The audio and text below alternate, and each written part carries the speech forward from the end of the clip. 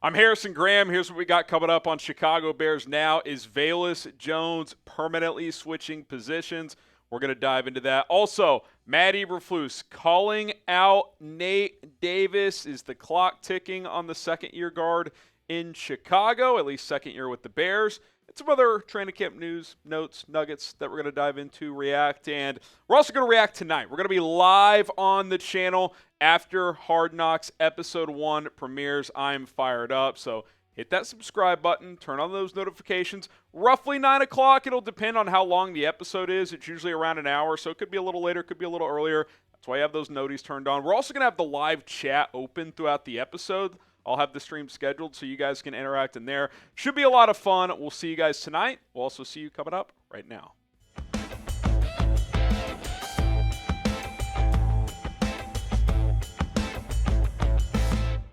Today's show is presented by Roan. If you're looking for some new clothes and trying to upgrade your wardrobe, look no further. Check out Roan, roan.com/chatsports. Code chatsports gets you 20% off.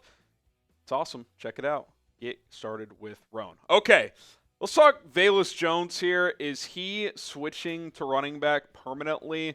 It's too early to say that, but he worked exclusively with the running backs today, and Matt Eberflus said he is open to this experiment, which is what he's calling it for now. But Flus also did add later that hopefully something can happen there, kind of alluding to things haven't worked out at receiver. That's at least how I took it, so maybe running back is a better fit, and quite frankly, I think this is long overdue. I thought about midway through his rookie season that his limitations at receiver were pretty obvious, but with the ball in his hands, he's pretty dynamic, and he's built like a running back, and I think that this could be a move that benefits him and benefits the Bears. You look at some of the pros and cons for Velus Jones. Obviously, some pros, like I said, good with the ball in his hands, good ball carrier with the football on kick returns, on end arounds like we've seen before, on toss plays out of the backfield in the past. He's got that physicality. He can break tackles. That's why I think they want to keep him, because with this new kickoff rule, you want your kickoff returner to be physical because it's going to require someone who can break some of those tackles. And he's got elite speed. So not only is he physical, but he's a fast straight line runner, and he can change directions. The problem is he doesn't track the ball well in the air. We've seen that on punt returns. We've seen that on downfield throws. Even though he can get open sometimes, he doesn't catch the ball that well. His hands are inconsistent, and he's just not that good of a route runner. He can do screens and straight go routes, but like if you're asking him to run good double moves and use footwork to his advantage to get open, that's just not who he is as a football player. Like, his skill set really profiles more as a running back. It really does. And look, I think they should have done this last year, quite frankly. Tried him out of the backfield, especially when injuries popped up at running back with guys like Khalil Herbert. Travis Homer missed some time, and Roschon had the concussion issue. And through his first 2 seasons, he's been way more impactful carrying the football than catching it. I mean, his averages, just quick math there, was like 9 yards a carry as a runner. Now, some of those are jet sweeps and stuff, but some of those are out of the backfield as a running back on toss plays. So I quite frankly, I would throw out the word experiment if I were the Bears. I'd kind of just be blunt with them and be like, look, we don't think you're an NFL receiver, but we love you as a special teams player. We love you as a kick returner, and we think you could contribute in our backfield. Like, at receiver, at best, he's wide receiver 5 or 6. I think your top 3 are clearly better. Tyler Scott is clearly better. And I think Colin Johnson is a better pure receiver. And especially with his unique skill set at 6'6", I would rather line him up on the outside. And look, I'm not saying it's going to be easy. You got a crowded running back room with Swift, Herbert, and Johnson. But look, he could easily replace what Travis Homer does on special teams and give you some juice on offense. So, like, maybe you carry him as a 4th running back depth receiver if you do have some injuries at receiver. He obviously knows the position, and he kind of gives you value as a flex guy who can do some different things. Deep rooms, both receiver, running back. Not saying he's going to just switch positions and be your 2nd or 3rd best back, but he's got good juice. He's physical. I'm sure there will be a learning curve to learning this position, but I think his skill set translates much better to the running back position than it does at wide receiver. What do you guys think? Put on your coaching hat. What position should Velus Jones play? You think it's receiver or it's running back? Give us your thoughts down in the comment section below. Nate Davis, has he been put on notice by Matt Eberflus? I think he has. Flus had some strong words for him after practice today. We'll share those words with you and dissect them coming up here in just a second. But listen, you got to get new clothes. A lot of you guys going to school for the fall semester, high school, college, or maybe you're starting a new job and you're looking to upgrade your wardrobe a little bit, or even your casual wear. Roan's got you covered. They launched the commuter collection a few years ago and kind of reinvented the male's closet because this comfortable set of products is fantastic with their pants, dress shirts, casual t-shirts, and golf polos like I'm rocking right now.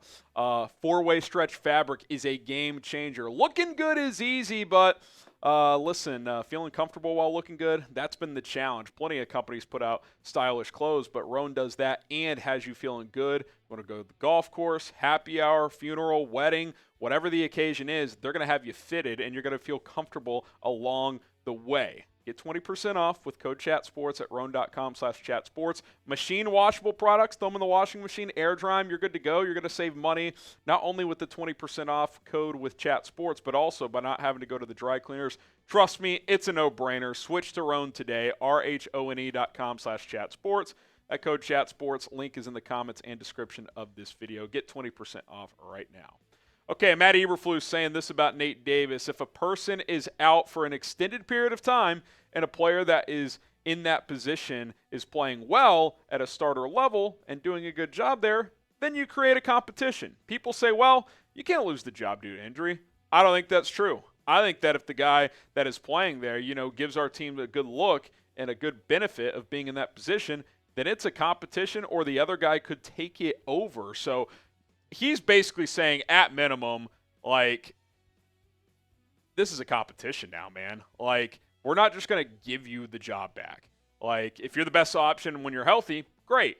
But we got options now. We've added guys, depth pieces that can work in there. And I think Matt Eberflus and this coaching staff are wearing thin on Nate Davis. Like, I gave him a pass for last year. He had the family death situation. It was clearly a mental battle he was going through. Like, that's real life stuff. But we're a year later, year two of a 3-year, $30 million contract. He skipped most of OTAs, didn't practice, barely practiced in minicamp. And after the first few days of training camp, he's hardly been out there. Like, at some point, you got to produce. And I think it's very possible this is your group. Braxton Jones, Teven Jenkins, Coleman Shelton at center. Play Ryan Bates at right guard. Those two guys have been competing at center, but Bates has a history of playing guard. Darnell Wright, your right tackle, and that's what you go to war with. Like, if I was a betting man, which, I delve sometimes, I would bet this is the week one starting five. Because A, who knows if Nate Davis is going to be healthy, and B, even if he is, I think the Bears are at a point where they're not just going to give him the job. Like, he's going to have to prove that they can trust him. Because at this point, even if you like Nate Davis as a player, and I thought he was pretty good in Tennessee, even though he had some injury history, like, does anyone, even the most pro-Nate Davis people out there, trust him at this point? There's no way you could sit here and say he's reliable. You can count on him. So if I'm the Bears, I'm kind of gearing up for a scenario where Shelton's the center, Bates is the right guard, and barring something unforeseen, that's probably what you're going to roll with because you got Tyree Carter, Matt Pryor, guys who can plug in there too if needed. So the only question I have, and I'm not there yet, is, but, like, could he get cut? I don't know, man. It has not been a good year and a half for Nate Davis with the Chicago Bears. All right, some other Bears camp news and notes. Some O-linemen returning to practice today, which is a positive sign trending into this second preseason game. Darnell Wright at right tackle, Teven Jenkins at left guard. They were both back out there. So whatever Teven left Sunday's practice with, apparently that wasn't a big deal. And Wright missed a couple of practices, but he's back out there, so that's good. Nate Davis did do individual drills, so maybe he's ramping back up, but didn't participate in team drills, so who knows if that's part of the plan or if that's all he can do right now. Again, we've kind of gone over it. His availability is pretty unreliable at this point. Number two, Caleb Williams, is he going to play against Buffalo after not playing in the Hall of Fame game? I think the Bears want to. Flus announced a few weeks ago they want to play him 45 to 55 snaps in the preseason. Didn't play him last week. They'd like to get him out there this week. Here's kind of what he said per Courtney Cronin today, that getting two offensive linemen back for today's practice, Braxton Jones and Darnell Wright, does have him leaning toward playing Caleb Williams in Buffalo. The official word will come on Thursday. Braxton Jones, full go back out there as well. So, again, I think they want to play him. I obviously want to see him play. I don't want to put him out there, though, if it's like 2 starters and 3 backups. Like, I get it, he's a rookie, he needs to play, but it's like, let's not get the kid injured in early mid-August if we can avoid that. I'd say if 4 of your starting 5 are healthy, put him out there. If it's 3 or less, maybe you hold off another week. Would suck for us. I want to watch him play, but you got to be smart about this as well. So if they keep trending in the right direction with these guys getting healthy, then I would expect them to be out there. Guess we'll find out on Thursday. What do you guys think? Should Caleb Williams play against the Bills? Y for yes and for no? Again, I think if guys are healthy, I do think he should. But if guys are not, then, I'd be a little bit more hesitant. Lastly, Keenan Allen praising Jaylen Johnson at the podium today. He was asked about Jaylen being not included in the top 100 list. He agreed that he was snubbed, but that once he's on there once, he'll probably be on there for a while. That's typically how this vote goes. He also said this. I thought this was an interesting admission, that he does not have a catch on Jaylen yet. Now, I don't know if that's being hyperbolic or if he's talking about just team drills or whatever. He did kind of make a joke at the end that he's going to get him tomorrow. I don't think this is like some self-indictment that he's not playing well or anything like that.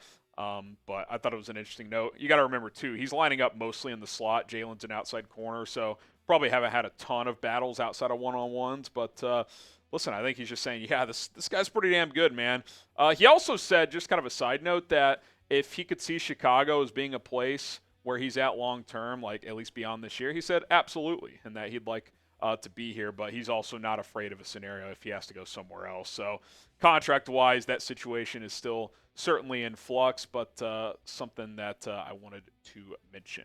All right, there you go. Training camp news, notes, updates, etc. Don't forget to join us tonight. Hit the subscribe button. Turn on notifications. That way you know when we go live. And we'll have the live chat up just before the episode starts at 8 o'clock Central. So if you guys want to interact with each other, then we'll go live after the episode airs. So rock and roll with us tonight here on Bears Now. Excited to watch episode 1 of Hard Knocks. Should be a lot of fun. See you guys then.